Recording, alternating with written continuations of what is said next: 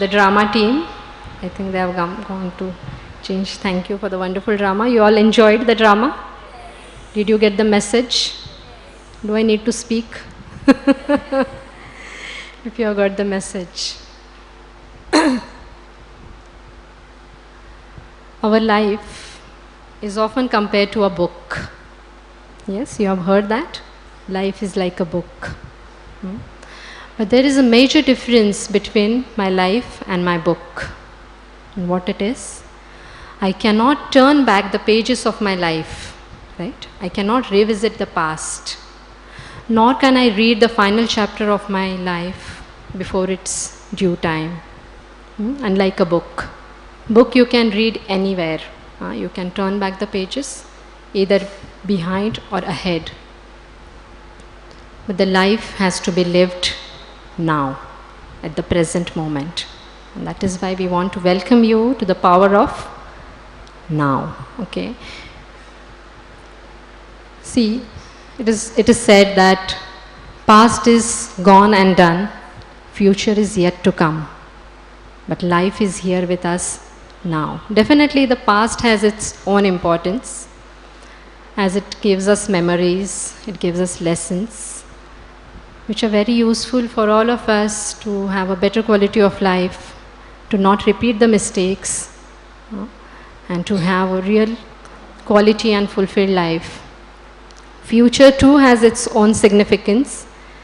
It gives us hope, a lot of hope, especially when we are going through tough times, trying times. When we think of future, okay, this phase is not going to last forever. There is a bright future ahead. There is something positive to look forward to. Okay? So past and future both have their role in our lives. But past cannot be changed. Neither can it can be held on to. Okay? Even if the past is good, you cannot hold on to it. It is gone, it is gone. And if the past is bad, you cannot change it. It is bad, it is bad, it is there. Okay? And the future is very much dependent on what you are going to do today. Okay? What you do today decides how your future is going to be. Yes? Our today is what we did in the past. Right? And our future is going to be what we do today. So, there is a nice joke I heard. In a psychiatrist's clinic, a lady came and was waiting for a long time. And she asked the receptionist, "What's the time?" And the receptionist said, "It's 7:15. And she just looked at the receptionist and, "Isn't it crazy?" The receptionist said, "Why?" Said, "I have been asking the same question to 10 people 10 times today and everyone is giving me different answers." It's a joke, right? Maybe she was in a psychiatrist's clinic. That's why she was in a psychiatrist's clinic. That she didn't know that time does not wait. Time keeps moving, always. From our childhood, we have been hearing this very famous doha. Kal kare so aaj kar, aaj kare so ab. Pal mein pralaya hoegi, bahuri karoge kab. I don't know how many of us know it's a doha of Kabir, and most of us know only the first two lines, and we very well know how to use them very expertly as per our convenience. Like in college days at least, whenever the film has to release, it's already planned. This show, this date, and this group is going to go bus after this lecture or after a mass bunk or whatever. It's planned. And the plan goes to the parents, and the parents say, "Please, the exams are just 2 weeks now. You can do whatever you want after the exams." And we are convinced, no, kal kare so aaj kar. We just cannot miss it, you know. And actually, as the time passed, this was when I was young, like all of you. And the time had changed, and now we hear a different doha, a a changed doha. What it is? Do you know? आज करे सो कल करे सो परसों, इतनी भी क्या जल्दी है, जीना है जब बरसों. So cool, na? Time, place and circumstance, everything is changed. But unfortunately it doesn't work like that. And Kabir's doha still remains true.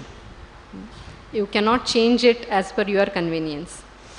Now you may say, I know this Mataji is going to talk the same thing, that do your work today, do not procrastinate, do this, that. We saw in the drama and you all said you got the lesson. So we thought of touching this topic of power of now from a different perspective. We'll discuss some other aspects of power of now, not just the procrastination. Definitely procrastination is the greatest disease, as we miss the chance, the golden opportunities to do valuable things. But here today we are going to discuss the two aspects of power of now. The first aspect is the power of time, and another aspect is the power of choices, power of making right decisions. To understand the power of now, again we will be discussing few examples. Let's take an example of a college. Most of you are college students, and you are in your final year, and the college has arranged a visiting faculty to give a lecture on a very important, crucial topic, which is of utmost importance from your exam point of view.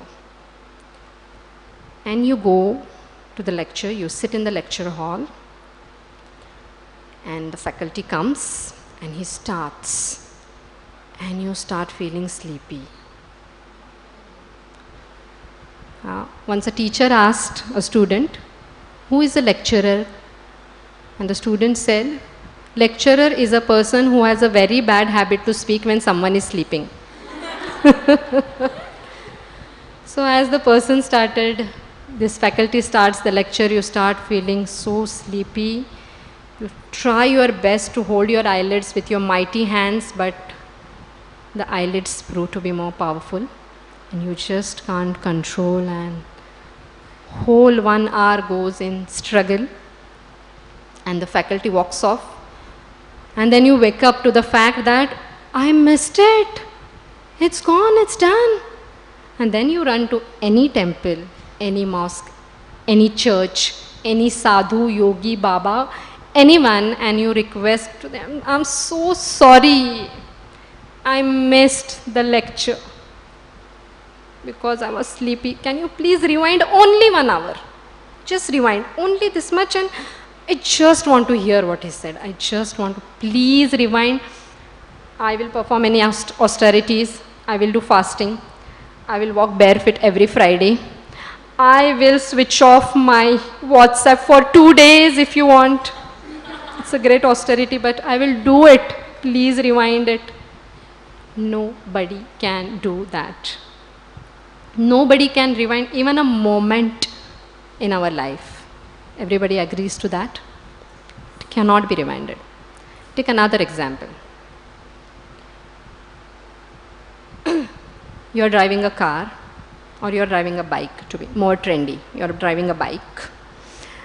You are going to catch up with some important event, or maybe you are just going to meet your friend, and you are driving with full speed, and you come at a junction, and you just realize that a car is passing by in full speed across, and you say, let me take a chance, and you just go with full speed, and the car just dashes and she tosses us, and we fall apart, maybe our limbs apart, or maybe we may lose our precious life. And then we can't say, oh sorry, can you please rewind? Just 1 moment, I want to wait. No, we cannot rewind it. We cannot do it. Somehow, come what may, whatever austerities, whichever temple, wherever you want to go, this one thing you cannot change. Once the time has gone, is gone. Chanakya Pandit says, Ayushya kshana ekopi na labhya swarna kotivi nacha nararthakam nitim kachahanis tatodikam. Says that, he says the one moment of your life is compared to, it's not even compared to, actually says one moment of life cannot be brought back even by giving millions, billions, trillions of gold coins. Whatever you do, it cannot come back. That's why time is very precious. Time is the most precious commodity because it's limited. It's very limited. You can earn more money, you can earn wealth, you can earn many other things, but you cannot earn time. Whatever is time is allotted to you, it's limited. You have to use that time, and at that moment you make choices. So since the science is making so much advancement, medical science has made tremendous advancement. There have been solutions to so many diseases which were deadly a few years back, few decades back. Physics has its own inventions, chemistry has gone so ahead. Science has made tremendous advancement for the benefit of humankind, but though thousands of Nobel Prizes are won for thousands of reasons, nobody has been able to conquer time. Nobody can do it. You can, as they say, you can stop the watch, stop the clock, but cannot stop the time. You can reset your watch, but you cannot reset the time. The time once gone is gone. This aspect of now, which is the power of time, is beyond our control. Once it is gone, it is gone. But the power of choice, how we utilize our now, is all ours. Once a very successful manager was interviewed, and they asked him, "Sir, can you please tell us what is the secret of your success?" And he said 2 words. And the interviewer said, "Sir, what are they?" He said, "The right decisions." So the interviewer said, "Oh, thank you, sir. And how do you make right decisions?" He says, "1 word." He said, "What is that?" I said, "Experience." He says, "Oh, sir, great. How do you get experience?" He says, 2 words. So what are they? Wrong decisions.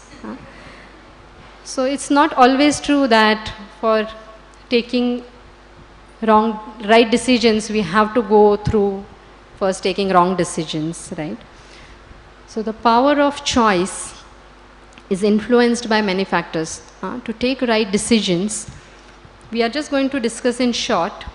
So 3 factors which influence our power of taking right decisions. Let's first actually go through these 2 examples, what we took, and then we can go ahead. Now the first was that you felt sleepy in the faculty's lecture. You were sleepy. The most probable reason is you didn't have good sleep the previous night, right? So when you're feeling sleepy, you had a choice to excuse yourself from the class, splash some water on your face, maybe shake yourself, and going to the roots, maybe could have slept little early on time, keeping your phone aside, closing all the chats. I got a very nice message, again on WhatsApp only, from one of my college friends. She said, "नींद आँख बंद करने से नहीं आती, net बंद करने से आती है." So that's how. So we could have maybe slept on time. Or when we were driving a car, if we just know, "Sar salamat to pagdi 50." Nothing more important than your life. And when you are driving, actually, the focus is never speed. The focus is safety. When we drive with focus of safety, then we drive safely, and that's the real thing. So, as we said, we are going to discuss 3 aspects which help us to take right decisions. The first one is clarity of thoughts. If your thinking is clear, if you have focus in life, then we know what has to be done at a particular moment, what we have to choose, which option we have to choose at that moment. I just want to cite an example of one of our very great acharyas, Srila Bhaktivedanta Thakur. He was a district magistrate, and he was so expert in his profession that what took other magistrates, the cases which other magistrates took days to solve and give justice, Bhaktivedanta Thakur could do it in minutes. He could do several cases in a day, and with accuracy, a lot of accuracy. This was in British time, and Britishers were so happy and so impressed with his work that they actually laid a tram track right from his doorstep to the court. They valued his time so much that he doesn't have to, travel through other public this. Right from the doorstep. You can still see. If you go to Mayapur, you can still see that tram, and the train still runs there. I just want to read out this is not to scare you, but I just want to read out to you the schedule that Bhaktivedanta Thakur followed. I hope I have written, It's a very interesting. Nobody can do it, and you will not find anybody who will do it, who must have done it also. His rest time is 8 to 10 p.m., 2 hours only. The peak time of all the serials, Hindi and Marathi, both, 8 to 10. It is his rest time. 10 a.m. to 4 p.m. he would write. Okay. From 4 to 4:30 he would take rest. From 4 a.m. to 4:30 a.m. rest. From 4:30 to 7 is japa, chanting Hare Krishna. 7:30 to 9:30, 7 to 7:30 was correspondence of his professional needs. 7:30 to 9:30 was studying Shastras. 9:30 to 10 was bath and taking prasadam. 10 to 1 was court duties. 1 to 2 was refreshing at home. Bhaktivedanta Thakur was the father of 10 children. Father of 10 children. Okay. 2 to 5 again court duties. 5 to 7 translation of Sanskrit scriptures to Bengali. 7 to 8 bath and prasad, and again 8 to 10. Anyways, this was just, it came to my mind about, when I thought about the clarity of thoughts, it naturally came to my mind the example of Bhaktivedanta Thakur, because we see a direct correlation of the swiftness of his actions and the life what he followed. Okay, we get the focus of life by having focus of mind and clarity of thought. Okay, and how do we achieve that? How do we train our mind to be focused? Nowadays, so many yoga studios are being opened. So many people practice yogas, meditation, to have their mind focus. And the best yoga, the best way to focus in this age is, all of you know, chanting the Maha Mantra. Mantra. Mana trayate iti mantra. That's the best way to conquer your mind and have a focus. We'll discuss about it. I have to, I think, go faster. We'll discuss. If we have time, we'll discuss this in detail. The second thing is able guidance. To be able to have to have the ability to take guidance, to take right decisions, we must have able guidance. People, this is very rare. The guidance in general has become very rare, able guidance in this world. And more rare are the people who need guidance actually. Oh, not need, everybody needs guidance, but people are very rare who want guidance. Usually people are like, me and my life, leave me, I know what is to be done. People don't need guidance. There is a very nice story which demonstrates this. We'll quickly run through the story. There was a group of monkeys who stayed in grooves in the garden of a king. And they were very happy. They were staying in mango grooves and they really enjoyed the atmosphere. And especially this was the summertime and the mango season, and the monkeys were really happy. And one day an old monkey came running to them and said, "Whack at this place, whack at this place." I said, "Why? Why?" He said, "It's dangerous, we cannot stay here, we have to move." And they said, "But why, He said, "Just now I saw that a sheep was eating the vegetables in king's kitchen." I said, "So, what's our connection? The sheep is eating and we are also eating, and why should we move? Why should we move?" He said, "See, I saw that the sheep was eating the vegetables, and cook out of anger picked up the burning wood, firewood, and threw at the sheep. And the sheep ran away. The sheep escaped." I said, "So good. So why should we go away?" He said, "Because one day the sheep will not be able to escape, and the firewood will touch the sheep's body. And the wool on its body will catch fire. And the sheep will be so scared it will run. And as it will run, there is a stable of horses nearby. And the sheep will enter the stable. And as the sheep is frightened, it will roll on the ground. And the grass in the stable will catch fire.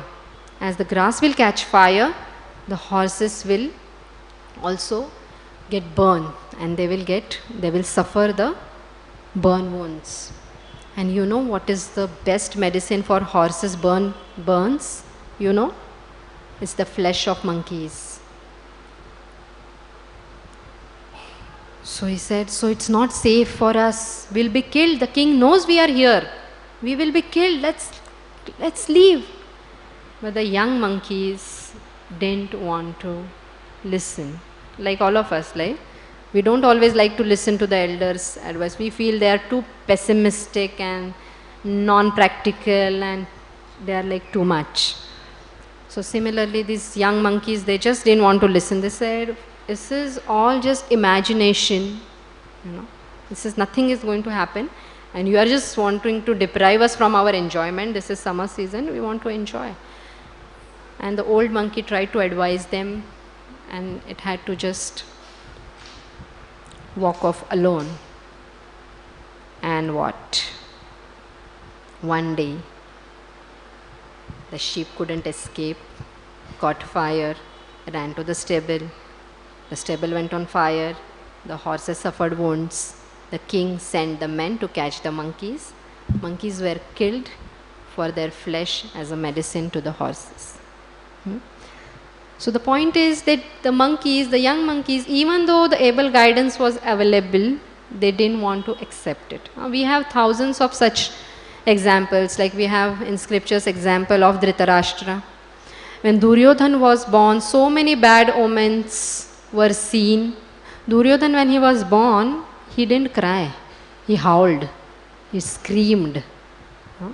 So Vidura, who was the most learned person at that time in Hastinapur, told Dhritarashtra that just cast this baby aside. Cast him away. Reject him. He is going to be the cause of destruction for your entire dynasty. just leave him. But Dhritarashtra could not hear the good guidance. Because he did not have clarity of thoughts. He could not accept good guidance. But here on one hand we have example of Arjun. Arjun was very confused about his duties. When the war was about to begin, Arjun requested, please take me between the armies. Two armies were so eager to fight, and when Arjun saw his kinsmen, his relatives, he was so disturbed. Though he had clarity of thoughts, the focus, but it was all overcome by compassion. The compassion in his heart, the softness of his heart.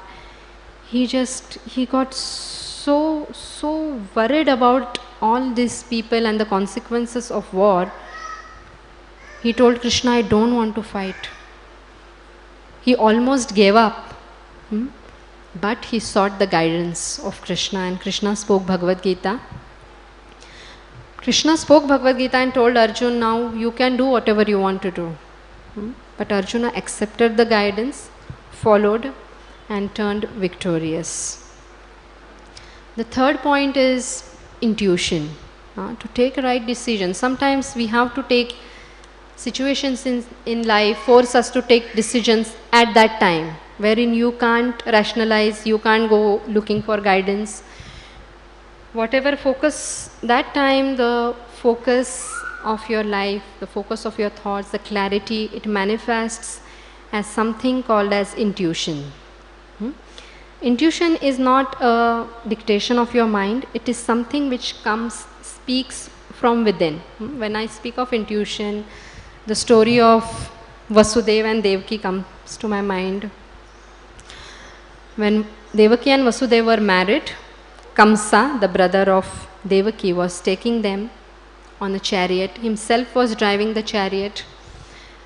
And as they were going, a voice from the sky spoke that, "O foolish Kamsa, you are such a fool that you don't know the very son of this sister of yours, whose chariot you are driving with so much of love, is going to be the cause of death for you. He is going to be your killer." And suddenly Kamsa changed from a loving brother to a killer. He pulled out his sword, and he was about to cut. He was about to sever the neck of his sister, his very sister whom he loved, so called. And at that time, just imagine what was the situation of Vasudeva. He just married. It's a duty of a husband to protect the wife. And he's seeing that his wife is just going to be killed right in front of his eyes. So Vasudeva had to really think fast, and he had to do something to protect her. And here comes the intuition, and Vasudeva told Kamsa, just wait. You don't have any problem with Devaki. Why do you want to kill her? I promise you that all my children, whenever they are born, I will get them to you as soon as they are born. You have problem with my children? I'll give you all the children. Because Vasudeva had this intuition from within that if my 8th child is going to be the killer of Kamsa, nothing can change this. Right now what I want to do is protect Devaki. Right now, because future we don't know. Now is in my hand. So he just hastily, he spoke, and again he spoke many more things to convince Kamsa not to kill Devaki, and Devaki was saved. Again, we cannot say, oh, this was my intuition that I drove fast, it was my intuition. You can't justify, because intuition is something, you can say, I'm getting an intuition that I must purchase this phone, and like that. That is not intuition. Intuition comes when you really are sincerely seeking to choose or to take an important decision, to choose a path. It comes from within. So these three things, the clarity of thoughts, able guidance, and the intuition. Okay, they are in our control. The power of now, with regards to these three things, is in our control. But the power of time is not in our control. Not at all. So if we want to have a better quality of life in future, we better make right choices now. And we should not be procrastinating even making the choices. We can't say that, let me think about it later. Because once the time is gone, it is gone. Today is Hanuman Jayanti. Can I have 5 minutes more? I'm just rushing through because this is time for Kirtan actually. But since today is Hanuman Jayanti, actually I realized it just yesterday, so I didn't know when the lecture was planned. I didn't know it was Hanuman Jayanti, otherwise we would have chosen topic also accordingly. But nonetheless, I don't want to miss the chance to speak something about Hanumanji. In Hanumanji's life also, we see, not in his life, you can say, in his pastimes, we see this power of now. I was just coming in the train, I was thinking that when Hanumanji was given the mission to find Sita, the group of monkeys, they really searched in southern direction to the best of their capacity, to the best of their ability, but they couldn't find Sita Devi, and they were really aghast. How can we show our face to Lord Ram with this unsuccessful mission? What should we should give up our life. And they were just discussing like that. But Hanumanji had an intuition, because Lord Ram had given him the ring to give to the Sita. So he knew that, no, Sita Devi will be found and I will be able to do it. And as they were discussing about the pastimes of Lord Ram, one mighty vulture came and he looked at the monkeys, the group, and thought that this is a great feast for me. Today I am going to kill them and have a great feast. And as the vulture was nearing, he heard the monkeys speaking about Jatayu. They were speaking about pastimes of Lord Ram, and they were speaking about how Jatayu gave up his life protecting Mother Sita. And as soon as this vulture heard, he stopped. He said, "What are you speaking? What did you say, Jatayu?"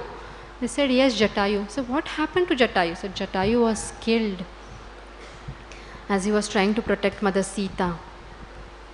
And this vulture was in tears. He started crying. He said, "Oh, Jatayu, my brother. Jatayu was my younger brother. I am Jatayu's elder brother. My name is Sampati." And then monkeys told him the entire story of how Sita Devi was kidnapped. And then Sampati said, "Oh, let me help you. I am a vulture." And vultures have a very, very powerful vision. He said, "I will tell you where you should go to find Sita." And Sampati provided an able guidance to find where Sita Devi is. And he told that she is been taken by Ravan to Sri Lanka, and you can find her there, but you will have to cross the ocean. And when Hanumanji heard that, he was concerned now how and who will go, and everybody was discussing. And again Jambavan came, and Jambavan provided he became a guidance for Hanumanji. He reminded Hanumanji of his strengths, and he can do it. And Hanumanji flew across the ocean in one jump. And as he was flying across, a golden mountain rose from the sea, and it requested Hanumanji that, "I am a friend of your father, and I really want to render some service. You have been going long distance, and you will be going a long distance. Please halt here for a moment. Just take some rest, and then you can carry on with your mission." But Hanumanji was completely focused. He had that clarity, what he wants. He wanted to find Sita Devi. So he just touched the mountain, offered his respects, and flew. and he found Sita Devi. We know the story. The time is actually over. Time is over, right? No, we want to do Kirtan, na? I can speak. Okay. I actually dropped many points in between, but I wanted to say that what we do, as we discussed, what we do now is going to affect our future. Like how we take care of our health now is going to give us the health in future. What we eat now decides how we are going to be in the future. Again, a funny thing.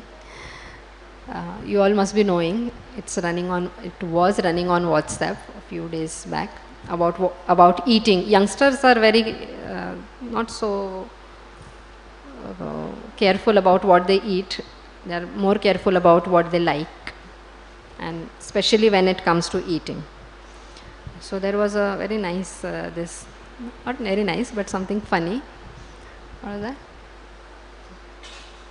Pizza, pasta, burger, chips, today on lips, forever on hips. So today, if you choose to, what you choose to eat today will going to give you health in the future.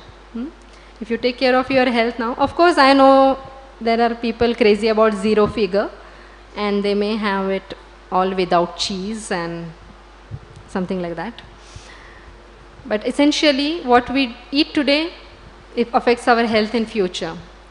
For students, if we study now, students who study now will see their exams going good and see their results also good. When we were in our college, in hostel, there was always a group of girls who had a different philosophy. They just were so this about studies. Whenever exams would come, there would be an exam fever. You would see lights on in the hostel throughout the night. In the day, you will see on the staircase, girls are studying. So, but they had a different funda. What was it? Do you know this? They had a doha of their own.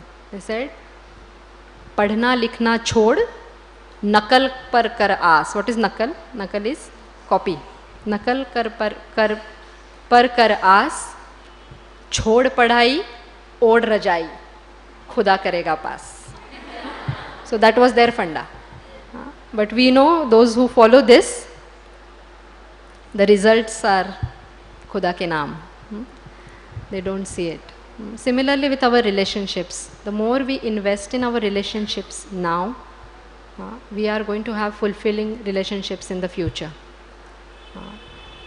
The more we neglect our relationships now, we are going to be frustrated in the future. And that's the power of now. What we choose to do now is going to be our future. What was again we discussed, what was our past is our today. But past cannot be changed. But definitely future can be handled properly by how we handle now. And that is the power of now. Thank you very much. Hare Krishna.